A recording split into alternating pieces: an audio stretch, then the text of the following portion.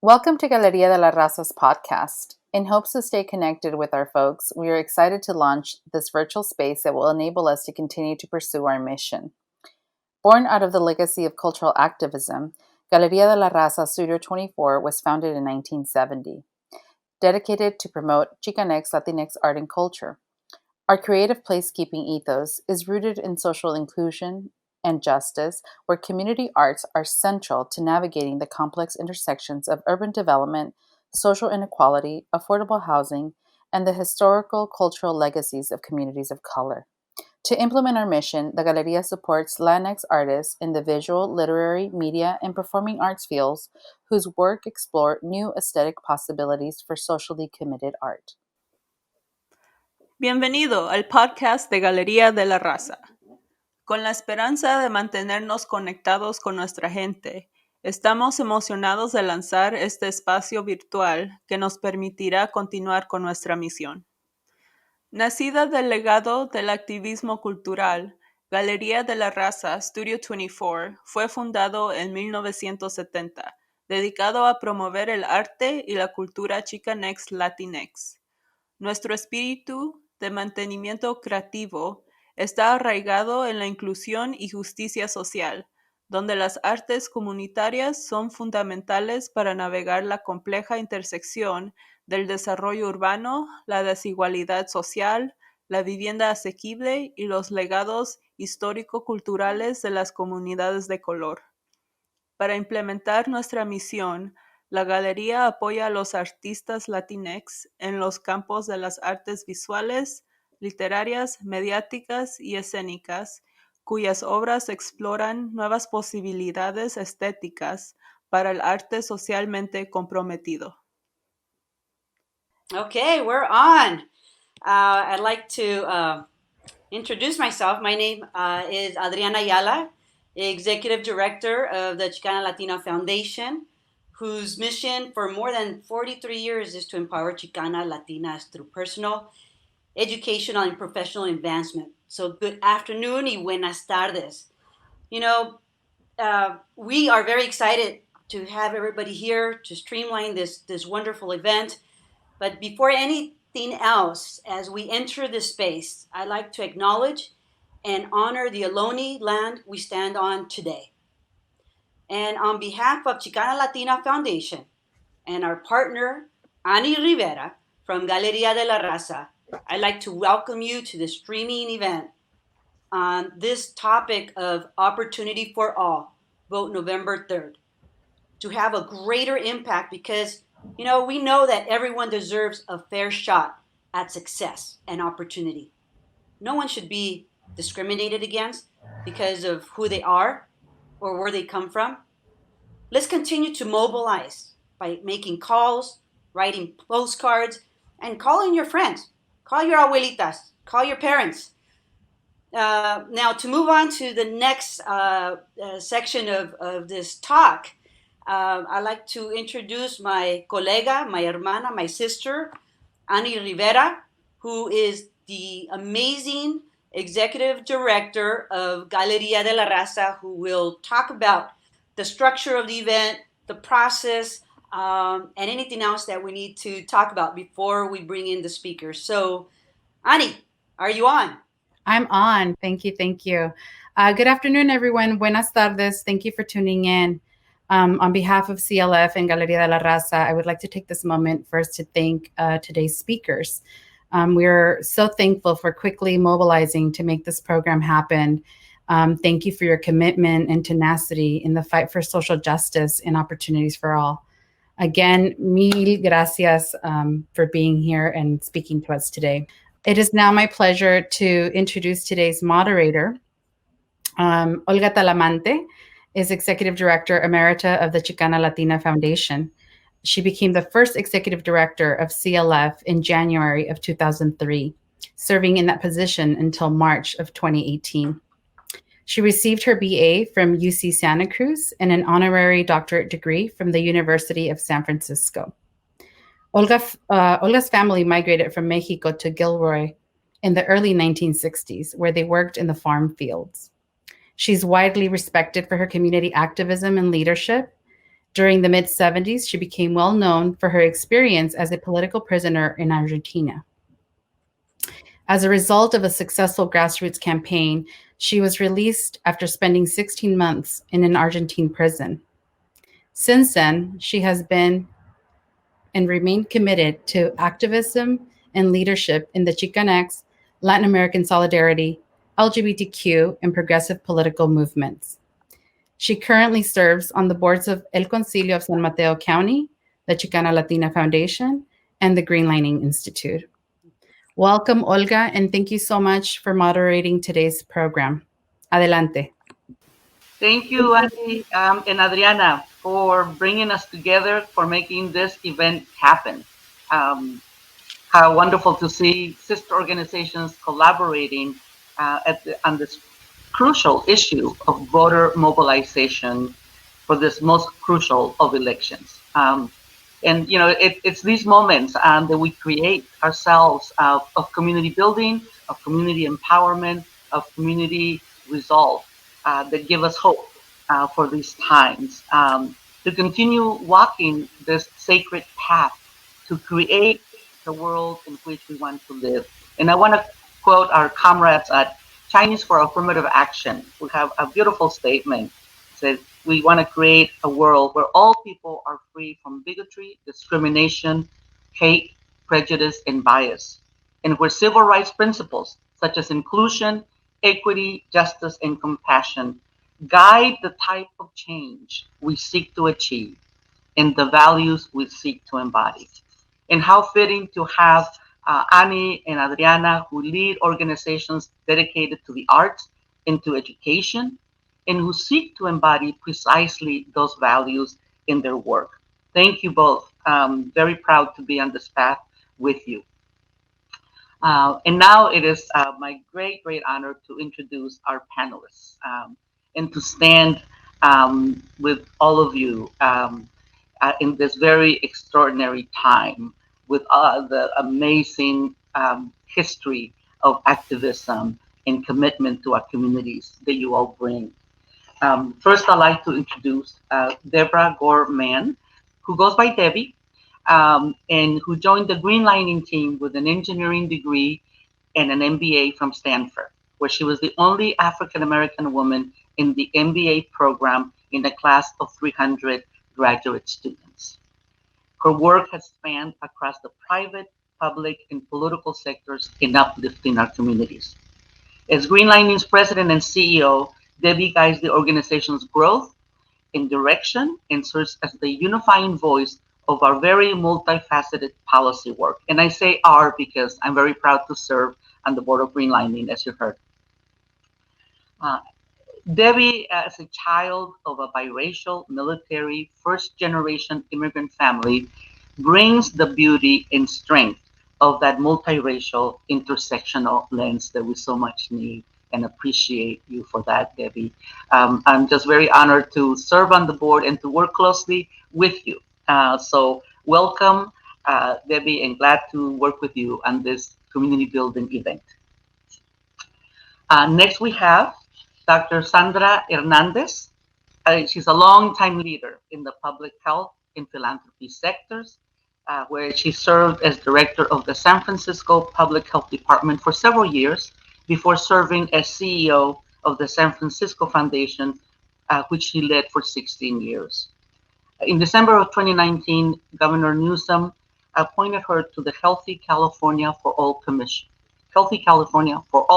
Commission, which is charged with developing a plan to help California achieve a healthcare delivery system through a unified financing system. No small task, we know. She also serves on the UC Region's Health Services Committee. So you can see her trajectory of public health and philanthropy leadership. Welcome, Dr. Hernandez, a treasure leader, querida hermana and veterana of our social justice movement. Next, I'm very glad to introduce Vincent Pan, who is the co-executive director of the civil rights group Chinese for Affirmative Action. I was reminded when I looked at the website that Chinese for Affirmative Action was founded in 1951, making it, 1969, 1969, which is the year that I entered college. So we have the same trajectory, making it one of the oldest civil rights organizations. So at CIA, Vincent works for immigrant rights, economic justice, and educational equity. In addition to that, he has been a leader on social and racial justice issues, expanding HIV/AIDS treatment in China with the Clinton Foundation, serving as the board co-chair of the Center for Asian American Media, and now is the co-chair of the Yes and Prop 16 campaign. I'm very inspired by Vincent's work and vision, which involves to create a world that works for everyone. So he advocates a holistic approach that changes laws while also changing hearts and minds. And I love that vision, Vincent. So welcome. Thank you for bringing us the voice of the coalition to this discussion. And our fourth panelist is Christina Romo, who is a civil rights attorney at the ACLU of California, where she primarily works on voting rights to ensure that all Californians, regardless of their race, ethnicity, ability to speak English, and socioeconomic status, have meaningful and fair access to engage in our democracy. Currently, her work has focused on ensuring that voters are not disenfranchised during this election, securing language access services for limited English voters, and recently settling a really important case against Fresno County after the county removed a polling place due to its Black Lives Matter signs, defending the rights everywhere. Very proud to say that Christina is also a former awardee of the Chicana Latina Foundation Scholarship and Leadership Program, and continues to be active in the Alumni Association, and great to have her leadership, which brings in that generational component, intergenerational component to our work.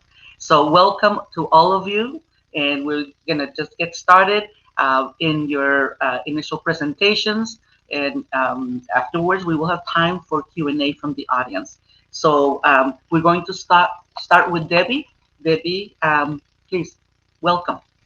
Thank you so much. I'm thrilled to be on a panel, and I will provide a perspective. Greenlining Institute, you know, we're a research action organization that focuses on racial and economic equity. So this is, you know, Prop 16 is so very important to our organization, and we have 5 equity areas: economic equity, environmental equity, health equity. So you can see those 3 right now during the pandemic and this economic recession are so vital to our communities. And then technology equity, so we make sure that there's fairness within, and you can see as well everything sheltering in, where education has gone online, where healthcare has gone online. So we are working on that equity space. And lastly, energy. And I'm literally in, you know, in Oakland, where we may have a rolling blackout because of the fire season that we are in. But so that's a little bit about Greenlining. I have the distinction of giving you, like, how did we get here? So the history, and I'll just do it quickly here in a minute or two so that we can bring in the other panelists. But, you know, Prop 209, we are repealing that.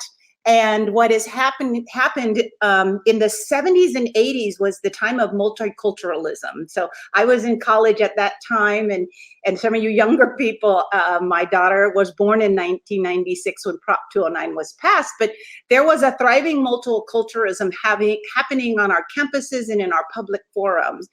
And around 1991 through 95, you probably have heard Ward Connerly, who was on the UC Regents, which Pete Wilson, who was a Republican governor at the time, put him on the UC Regents. And there were 2 other white professors, Glenn Custred and Thomas Wood, who were not able to secure employment, and was told, in particular, Custred was told by a faculty person that his slot had gone to a Black candidate.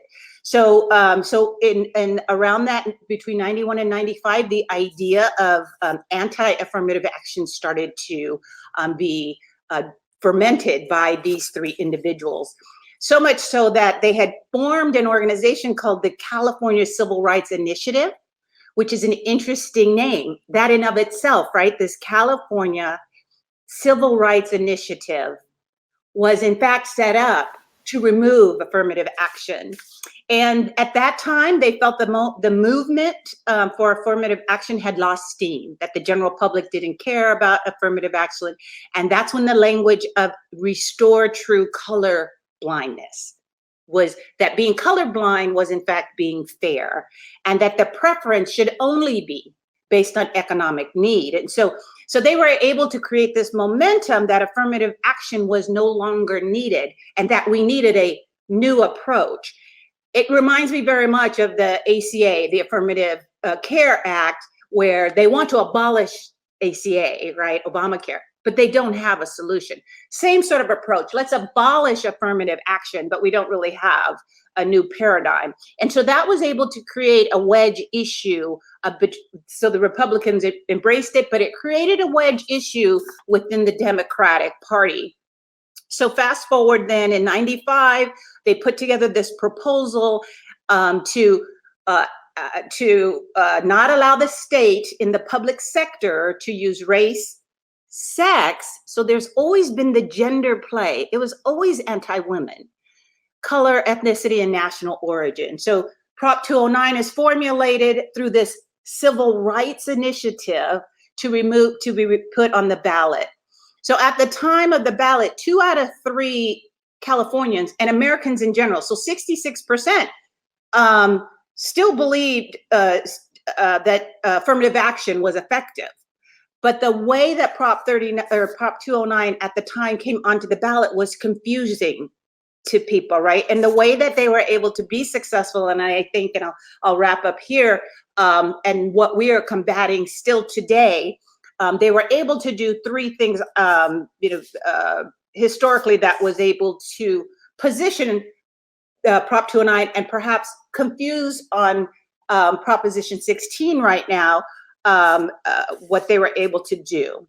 So first, they were able to redefine affirmative action as negative, that affirmative action was this lack of fairness. So they were able to redefine affirmative action, and that still continues as people try to oppose Proposition 16. Then they misappropriate and try to define fairness for communities of color. And so now we are seeing that same misappropriation. And lastly, and I think this is so key, that they wanted to remove our history, that in fact the historical treatment, and let me just give you a quote here that Ward Connolly and the Republican Party used, that the past, and this is a quote, "The past is a ghost that can destroy our future. It is dangerous to dwell on it. To focus on America's mistake is to disregard its future." So one of the last key tactic was, oh, don't remember your future. Your history, right? Forget the past, because you could not then affirmatively help those who have been otherwise disadvantaged. So that's how we kind of got here on Prop 16, and it's interesting that those same arguments are happening. So I think with that, I'll close out with my opening comments and send it back to you, Olga.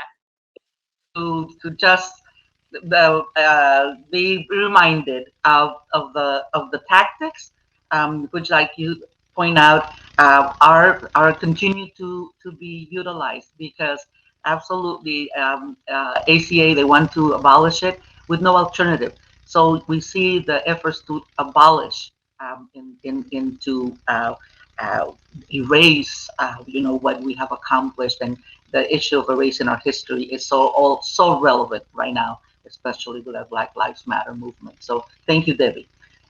Next, I'll turn it over to Dr. Sandra Hernandez, who will give us some perspective in particular about the health issues impacted by 209 and why Prop 16. So Sandra Hernandez, please. Thank you, Olga, and thank you to Chicana Latina Foundation and Galería. These are two organizations that are very near and dear to my family and myself.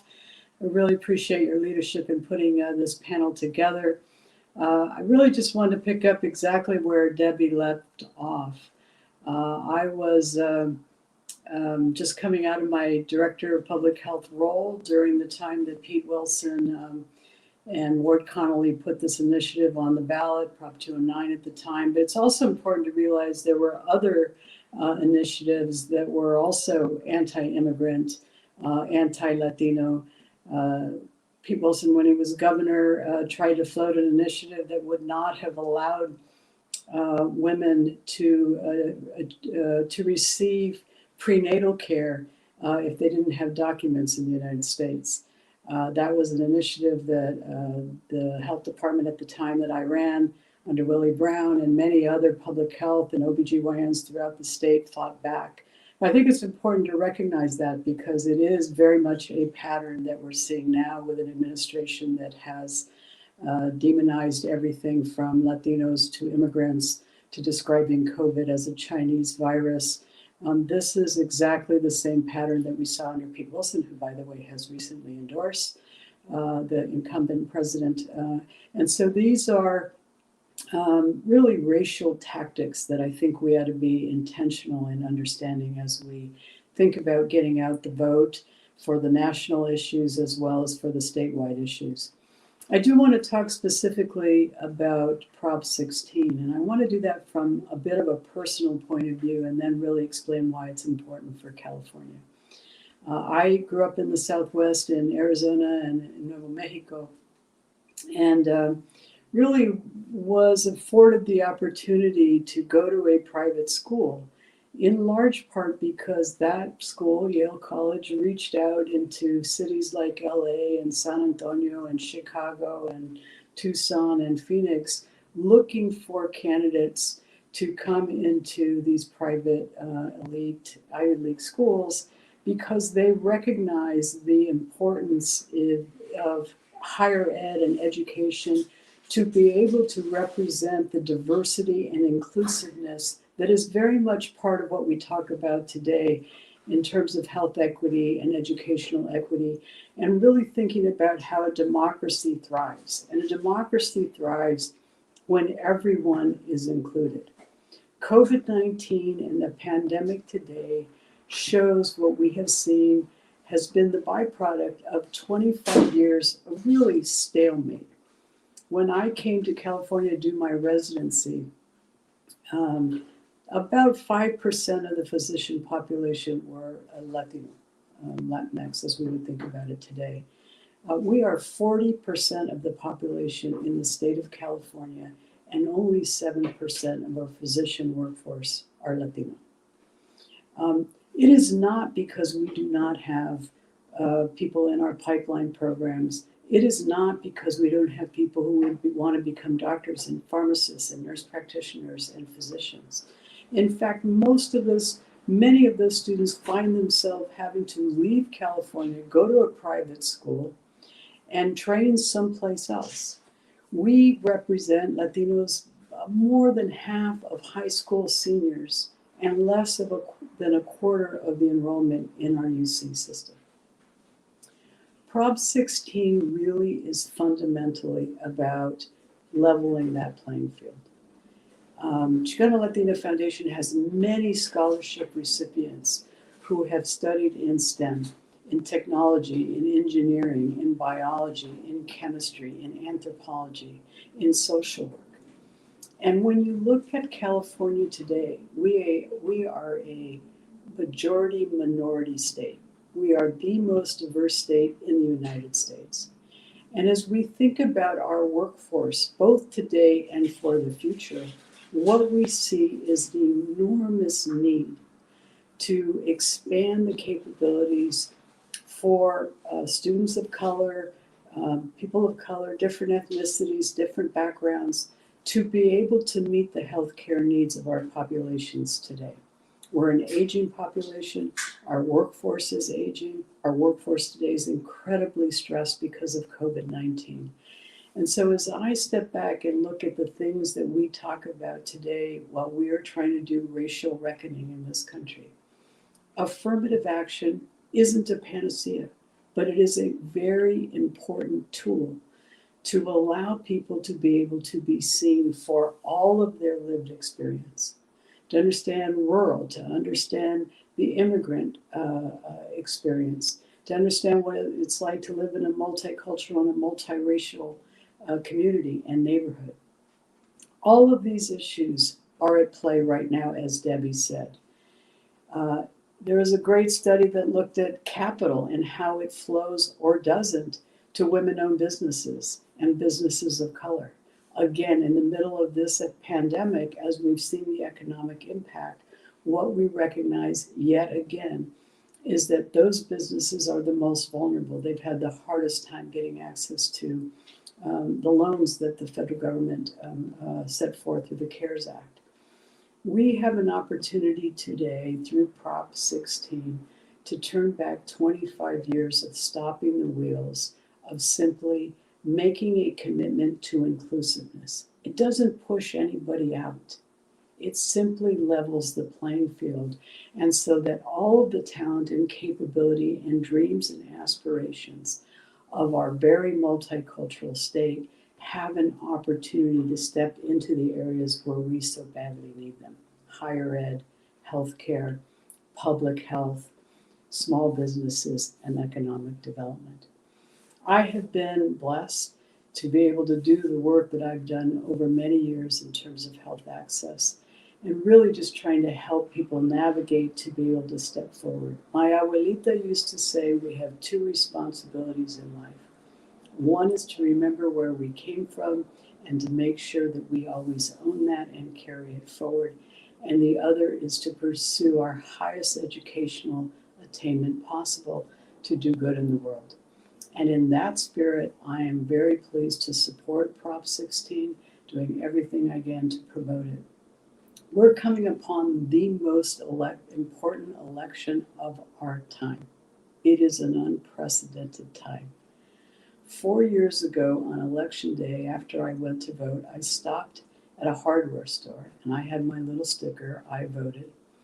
And there was a Latino, maybe 25 years old. He could have been my nephew, could have been my primo, could have been related to, could have been my baby brother. And I saw him looking at my I voted a little sticker that I was proud of. And he kind of looked away and I looked at him, I said, "Did you vote?" And he goes, "Oh, I don't believe in that." And I said, "What do you mean you don't believe in that?" He said, I just don't believe it matters. And that is really the challenge that we have today. Every voice matters. Every vote matters. So those of you that are on the call, I suspect you are supportive of much of the work that all of my colleagues on this webinar today have been working to do for many years. The thing that you can do is, of course, vote. But as Adriana mentioned in her remarks, it's so important to go talk to those people who do not believe their voice counts. If ever an election counts, this one does. And so I encourage all of you, both for our past, as Debbie said, and for our future, to go out and vote, have your voice count, be counted in the census, and support Prop 16. Thank you, Olga.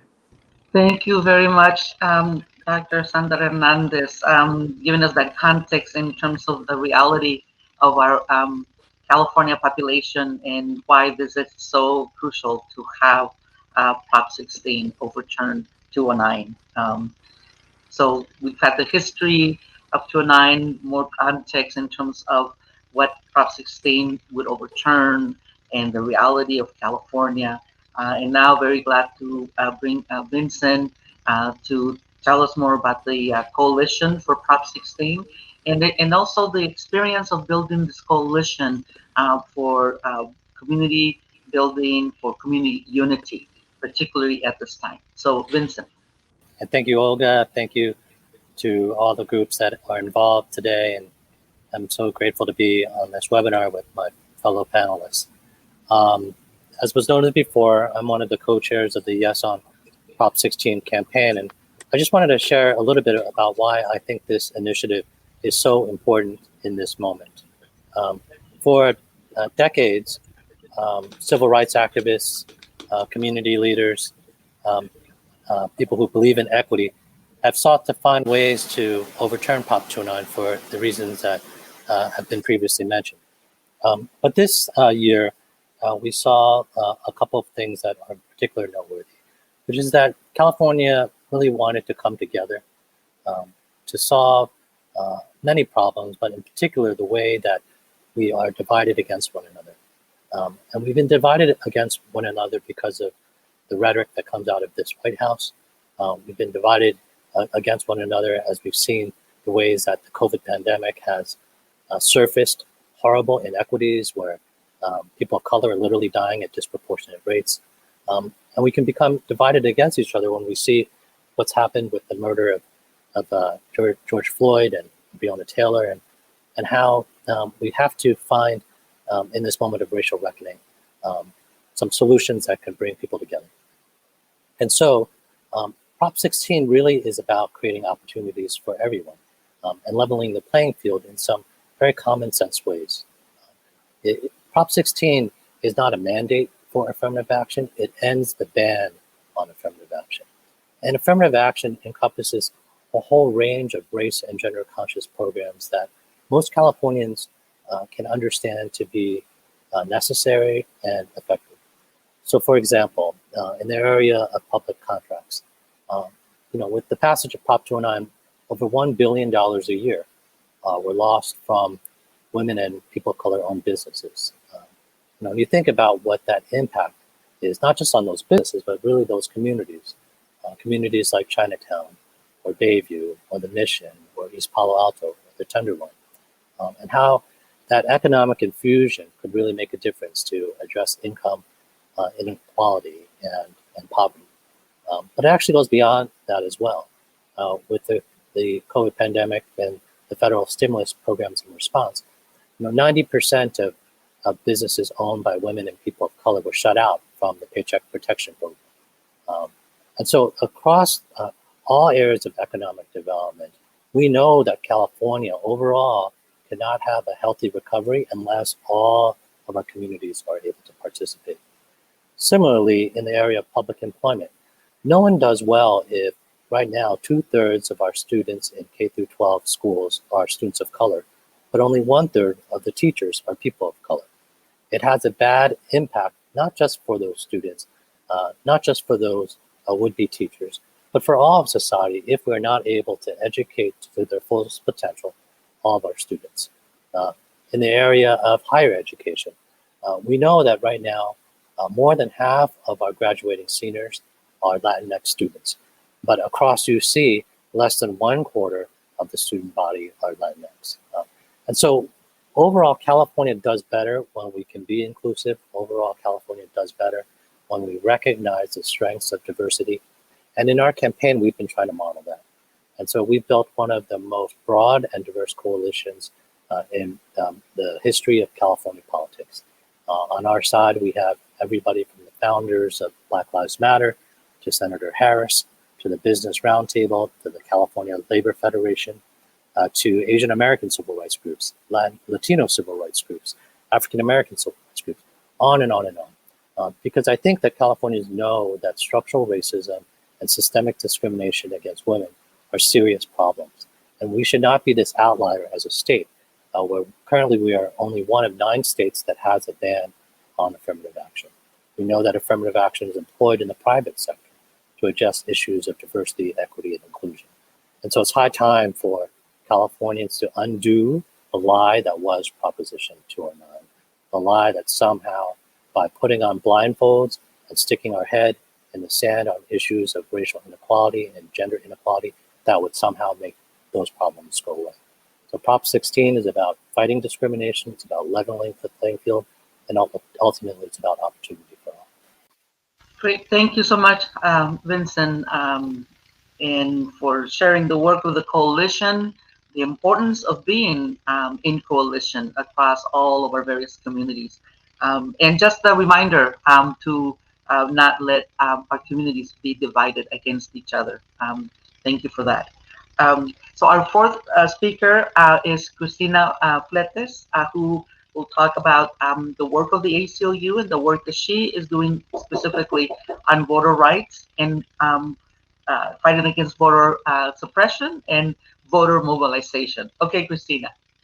Thank you, Olga. Thank you, Chicana Latina Foundation, and thank you, Galería de la Raza, for hosting this critical conversation on voting, especially this election cycle where we're seeing voter suppression like nothing in recent history. Before I talk about that, though, I want to provide context about our state, California. We're obviously not a Texas, we're not a Georgia, we're not an Alabama when it comes to voter suppression, but there's still plenty of barriers when it comes to voting for our communities, for communities of color, for immigrant communities, for communities that don't speak English well. And I want to provide two examples. The first one is felony disenfranchisement, which in our state is actually as old as our state itself. Felony disenfranchisement was written into the very first California Constitution in 1849, and it was done so with the specific purpose of fighting against the political power of Black Americans, Indigenous folks, Latinos, and Chinese immigrants. And though our California Constitution has been amended to be less restrictive, even today in 2020, it still prevents people who are imprisoned or people who are on parole for a conviction of a felony from voting. And part of our work in combating that is another proposition on the ballot, which is Proposition 17, which would restore the rights to vote for people that have already returned home from completing their prison sentence and are reintegrating into our society, but yet do not have a say in all the policies that affect them and their community and their families. And two, it's language access. Even though California is a leader in language access when it comes to voting, we are still a very diverse state, lots of different languages in our state. And there's several communities that today still do not have the language access resources that they need to learn about our voting process, to register to vote, and to vote. And we have been fighting for years now to increase language access for a lot of our communities. We recently had a victory at the California Court of Appeal level that gained 14 new languages in 18 of our 58 counties in California. So as of this November, 56,000 Californians will finally have the language access services that they need to get access to the ballot box. But there's still a lot of work that needs to be done. We're fighting for other communities. For example, Arabic-speaking voters in Fresno County, Somali-speaking voters in San Diego County, to this day do not have language access services, even though their communities are large and have been present in our state for decades. And these are things that we will continue to fight for, and things that definitely impact voting in California. And then when we talk about this November, like it's been said before, this is unlike any other election. Over the past 7 months, we've seen attacks to voting at the national level and directly in our state in California. And at this point, all three methods of voting have been attacked, starting first and foremost with vote by mail. Having Governor Newsom sign an executive order allowing every registered voter to receive a vote by mail was a significant victory. But we also saw 2 lawsuits by conservative groups and Republican Party trying to stop that. Those lawsuits were not successful. But even so, the rhetoric that has come about voting by mail being fraudulent is absolutely not true. And then also the rhetoric that our U.S. Postal Service is unreliable. All of that rhetoric has helped create fear and insecurity in voters about whether or not vote by mail is reliable, even though it is and it has been. And then second, most recently, I'm sure you saw in the news, the unauthorized ballot drop boxes that have come up in different counties in California, placed there by the Republican Party. That's still an ongoing fight. I recommend that if you want to drop your ballot in a ballot drop box, you certainly can. It's safe. Just double check with your county elections officials or the Secretary of State which ballot boxes are actually official and authorized. And then third, we've seen over and over attacks on voting in person. We've heard President Trump and his family call for militias or able-bodied citizens to show up to the polls. We've heard Donald Trump call for people to try to double vote, even though it's virtually impossible to do so. And then we also know that there's plenty of people refusing to wear masks despite the statewide order who might show up to the ballot box and create intimidation. But despite these attacks on voting, we at the ACLU, we're ready to fight. We're ready to protect your right to vote. There's plenty of other civil rights organizations, community-based organizations, similarly ready to fight and are protecting their right to vote for all Californians. And I also know Californians themselves are taking it into their own hands to not listen to fake news and to make sure that their vote is counted. As of September, we saw the highest voter registration rate since the 1940s in California, with over 21 million registered voters. And as of this morning, 11% of those registered voters had already returned their ballot. And that's over 2 million people in California that have already returned their ballot. But I will say that of those 2 million people that have returned their ballots, it's mostly white voters, mostly older voters. There's still a significant lag in Latino, Black, and Asian American voters and young folks. So I definitely encourage all of you to get the word out and get out the vote. And then there's other things that you can do to be ready to get out the vote. First is make sure you are registered. So check your voter registration status. And if you're not registered or you recently moved or you would like to add a language preference, you can re-register to vote. The link is being placed right now. And then brand new for this year, every voter now has the opportunity to track your ballot. I highly encourage you to sign up for ballot tracks. This is a way to know when your ballot has been mailed and when it has been returned to the county elections office and when it's been counted. And again, as I stated earlier, make sure you know what the official ballot drop boxes locations are. There's ways to do that either on a California Secretary of State's website or your local county website.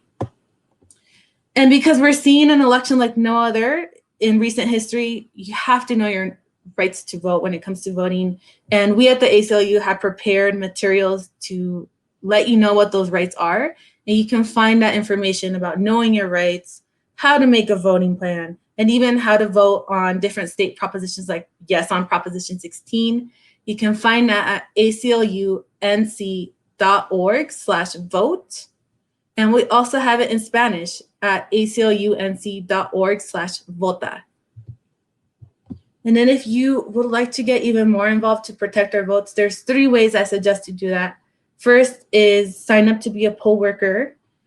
There is a particular need for poll workers that are bilingual. If you speak a different language or if you don't, I encourage you to go to pollworker.sos.ca.gov to sign up. And then there's another way to get involved, which is sign up to be a poll monitor. There's 2 organizations that are running poll monitoring efforts that are still taking volunteers. One of those is Asian Americans Advancing Justice, Asian Law Caucus. You can sign up to poll monitor with them in Northern California. And then California Common Cause is running a similar poll monitoring program in Southern California. And then if you would like other alerts about how you can get involved this November, how to even phone bank with Proposition 15, Proposition 16, 17, and 18, you can sign up at our alerts, which is aclunc.org, opportunities, which the link will be placed here and also mailed out. So to recap, yes, our right to vote is being attacked, but we're ready to fight against those attacks. And we ask all of you to be proactive, register to vote, check that your voter registration is active, and then vote as early as possible. Thank you, Olga.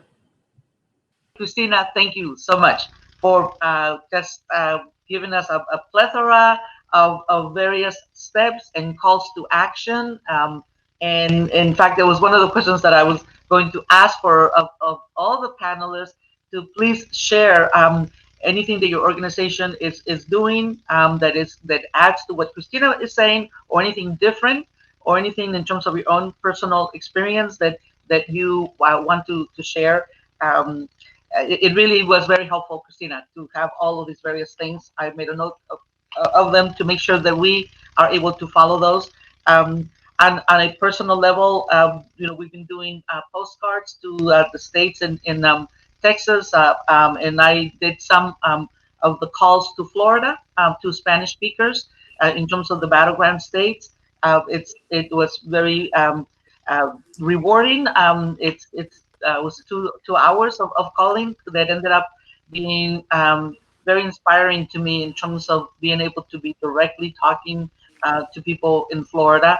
It was actually nice to get the Caribbean accent, of Spanish in the flavor as I was talking to folks there. And so I think that I know I have found, as many of you probably can say, this is just such a weird time, crazy, demanding in many ways, in terms of all the work from home that people having to do with children by their side, with other family responsibilities, and so all of in the any mobilization and outreach that we're doing is additional work. But I have to say, I have to do it.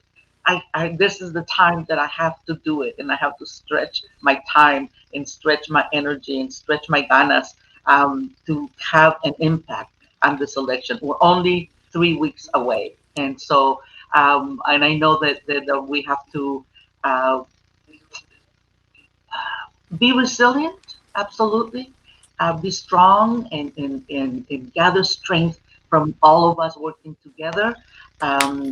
And at the same time, stay focused on what are the things that we can do while still breathing and while still taking care of the basics for ourselves, taking care of ourselves, taking care of our families, taking care of our loved ones. And so I wanted to see if any of you would want to share, again, in addition to any of the suggestions that Christina had, but also, like, how are you keeping the balance yourself? With all the amazing work that you're doing, and continuing to also take care of yourself, which, as we know, and we know from Audre Lorde and others, it is a radical responsibility to take care of ourselves. So please, could I ask Christina a follow-up question to, absolutely. Yes, to one of her? So Christina, I've often thought that going to a poll on election day was sort of part of a movement of showing how important democracy is. And certainly, given all the voter suppression, I understand, make a plan and plan to vote. Are you suggesting, though, that it would be better for some reason to mail in the ballots that were received through the mail, and to do that early as opposed to going on election day and turning in a ballot? Just what are the pros and cons for that if what we're trying to do is create and sustain and maintain a culture of voting? Yeah, I would say all three options are a great option. Voting by mail, voting at home, and then dropping it off at a ballot drop box or at a voting location. And then voting in person is absolutely okay, especially for people that need services like different language services or disability services. Those are best at in-person voting locations. And lots of counties have early voting options. So if people are concerned about long lines or crowds because of COVID, I highly recommend that people look at their county elections office website to see what days are offering early voting. And most counties are. And then in terms of mailing back your ballot, the U.S. Postal Service in California says you shouldn't worry about it, but just in case, mail it back as soon as possible. Okay, really helpful. Thank you, Christina. Thank you for the work ACLU is doing on voter protection. Maybe all of this battling against voter participation will lead to a significant backlash with enormous voter turnout.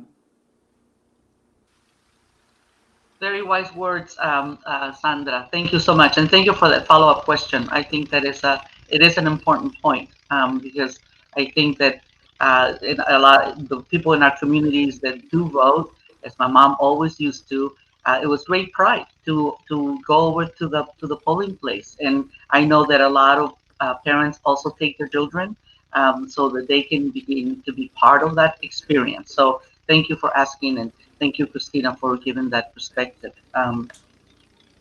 So I think that we're actually nearing the time when we are going to close, but I wanted to check with our tech team to see if there are some any questions. I do see the comment that Adriana posted, and Adriana, maybe you just want to share that in terms of the personal experience of the impact of these laws, and then just see if there are any other questions. And if not, then I'm going to then ask a final question of our panelists. Yes, I just mentioned that after Prop 209 passed, I saw signs of white and black only on fountains at the university. Feeling like a second class citizen. And people, there's definitely some people that want to return to segregation practices. And that's why I think, this conversation is so key to prevent that from occurring because, we are a nation that is divided and will use what it can to become even more divisive. So it's not really a question, it's more of a comment. Thank you, Adriana. Just in terms again the personal impact of these policies. Just will remind people that what Christina recommended is engagement to sign out to be a poll worker, a poll monitor, in phone banking to get out the vote, and those are all listed at the ACLU. The website. So let me just, I think we're going to get close to wrapping up. I'd like to ask each of the panelists to give any additional message that you would like to give, share any of your own personal experience, and how we're going to continue to be totally mobilized as we need to be in the next 3 weeks. So I'll start with a different order here, and I'm going to ask Dr. Hernandez to go first with any final comments that you may have. Well, Vincent mentioned that there are 9 other states who ban affirmative action, and one of them is Arizona, where I'm from. And when I got out of college, I worked for a year in the medical school at the University of Arizona, one of 2 medical schools in the entire state, doing minority recruitment in high schools and encouraging people to think about medicine as a path. At the end of that year, I applied to the University of Arizona to the medical school. My brothers had gone there. The University of Arizona is a half a mile from where I grew up. And I remember a member of the faculty at the medical school came up to me and said, I would never vote for you to join the medical class at the University of Arizona, to which I said, as professionally as I could, why not? And he said, because you ran the minority recruitment program here and I'm opposed to it.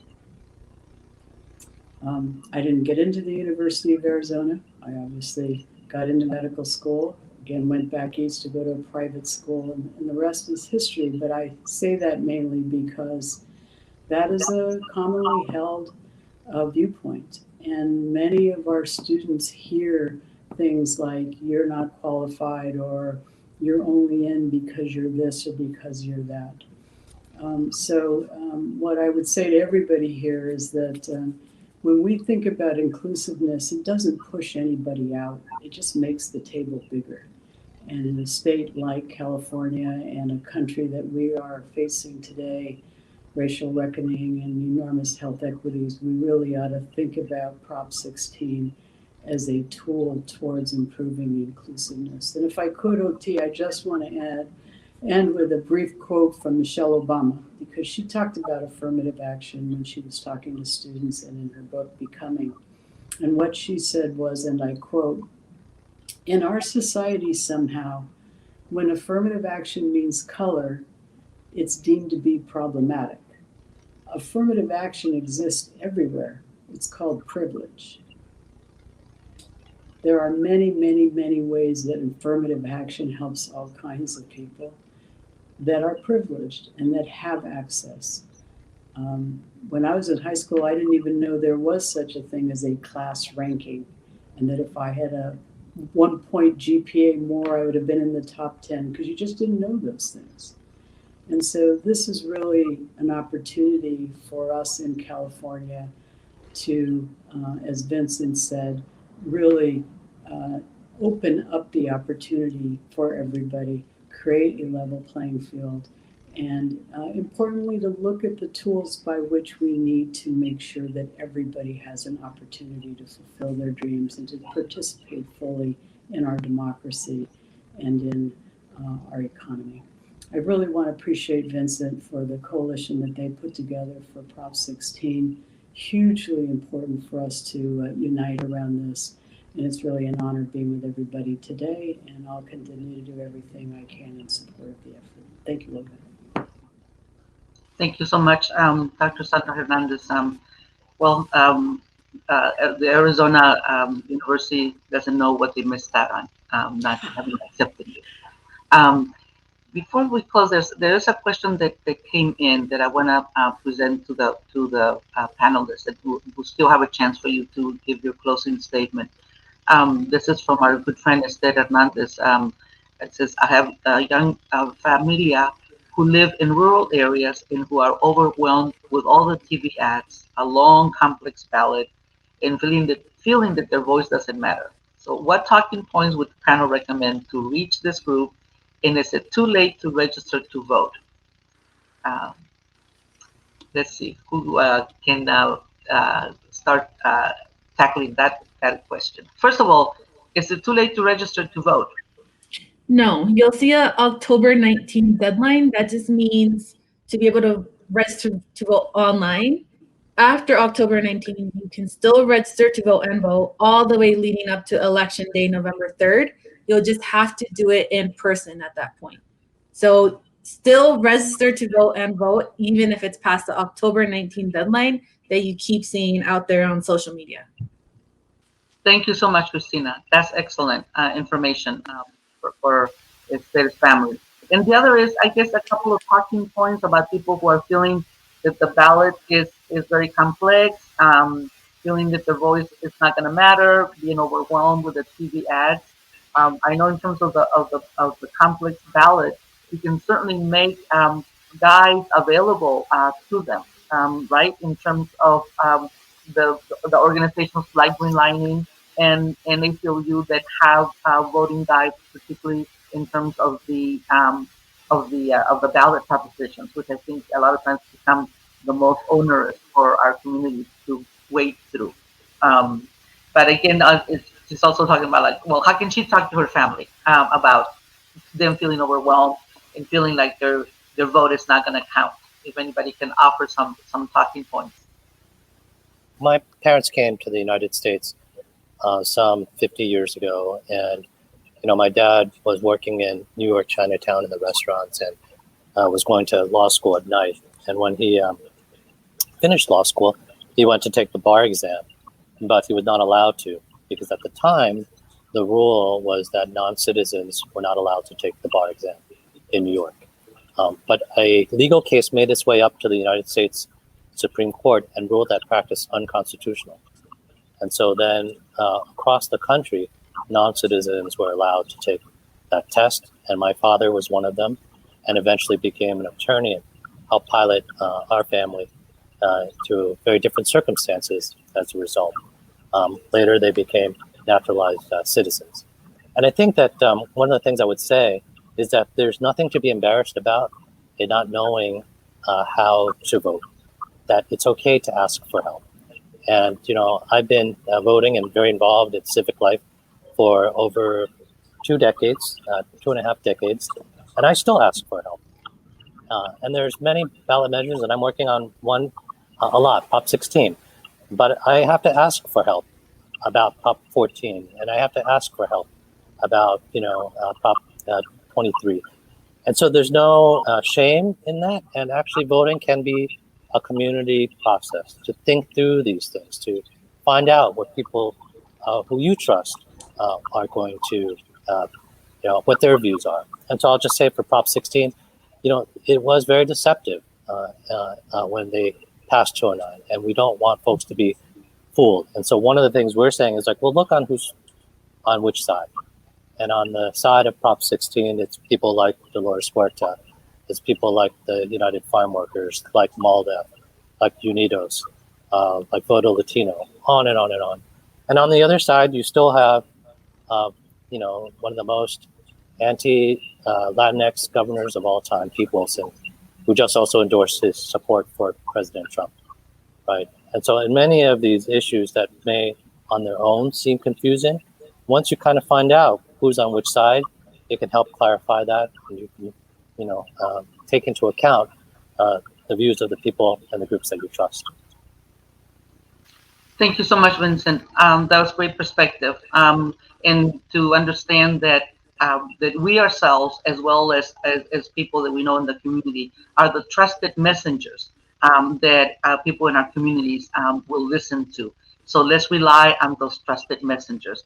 Maybe in the rural areas, it is one of the local council members, from the county, or a teacher, or someone that people know in the community. And again, you yourself, but if you want to involve others, and let's make sure that everyone is given that kind of message that you're talking about, Vincent, that it's okay to ask for help, and it's okay to ask for clarification, and to rely on the guides of the organizations that we trust. So thank you for that. I'm going to move on to ask Christina and Debbie to make any final recommendations and to give your parting message. So I'll ask Christina to do that, and then we'll close with Debbie. Thank you. Just on a personal level, I'm a proud Latina, daughter of a domestic worker, daughter of immigrants, first-generation college student who had the great privilege to go to law school at UC Berkeley and grad school at Harvard University. Yet all around me, I didn't see other people that looked like me. And now the effect of that in my profession is that we're missing qualified attorneys that can connect with our community, that know how to work with our communities. And that's the legacy of Proposition 209. And we need you to vote yes on Proposition 16, and tell your families and friends to vote yes on Proposition 16. Thank you, Olga. Ina, that beautiful message. Okay, Debbie, bring it home for us. Yes. Let me just lift up everything that's Vincent saying. It's a dogfight right now. I mean, it's we're probably speaking to those, as we say, preaching to the choir, but we need the choir also to sing in their community. But we need to vote on the proposition. The opposition is money. They're mobilized, and they're really trying to keep the status quo. What I would add, from a greenlining perspective, we are the antidote to redlining. And redlining, if you think about it, was affirmative action for white men. When they were the VA benefits, how were those distributed and given? They were prioritized by race, white men. When the FHA was doing housing, how was it prioritized? White men. Even women were not allowed to take out loans for homes and loans for cars. So it's always been gendered, and it's always been racialized. And you can go all the way through GI benefits, prioritized by white men. So we have to remember our history, and they want us to forget our history, and how that we, even now in the pandemic where we're disproportionately impacted, is because of all those policies and practices that has left our communities vulnerable, that has left our the wealth gap that we realize, the income gap that we realize. So if you have been longing for a way to take action, right, and maybe not be protesting in the street, well, this is an affirmative way to take action. Vote on 16 as a step within all the public sector of us having access to that. And then I would also lift up, in terms of the trusted resources like Greenlining, we have a proposition ballot guide. Yes, no, yes, yes, yes, no, to help you sort of from a source that might align with your values. The League of Women's Voters, different organizations can literally take you through their ballots and say yes, no, and why. So that can be a shortcut for you. But again, in your community, you can usually go to those trusted community organizations and see if they have actually articulated how to vote, so that you can just align your values with that voting. So with that, I'll close it out. But affirmative action has been around a long time, and it's used and manipulated in benefit of and in benefit against. So I just wanted to lift that up as Greenlining, and that you too can work affirmatively for our communities. Thank you, Olga, for hosting this. Is wonderful for our community. Well, I so much appreciate you, Debbie, Christina, Vincent, Sandra. It has just been uplifting, I know, of my spirit, and my resolve to continue to work with all of you, in particular in this next 3 weeks, to give it our all. I just want to close by sharing just a very short little poem. It's almost like a haiku that I wrote. Sometimes we have those dark moments when we don't know, if we're going to make it through. It was referenced on my introduction. I was in prison in Argentina for 16 months. And one of the times that I was looking out at the walls in the prison patio, there was a little patch of green that we had. They were allowing us to plant a few things. And so this kind of realization came to me. And it was that, the present is for putting those seeds in under the walls, and the future is to tear down those walls so we can gather the flowers. And so we're tearing down the walls of all the seeds that we have been planting, my friends and comrades and brothers and sisters. So let's stay united, let's stay active, let's get out the vote, let's make a change on November 3rd. Thank you, Ani and Adriana, for hosting this, and onward we go. Muchas gracias. Many, many thanks to all of you. Blessings.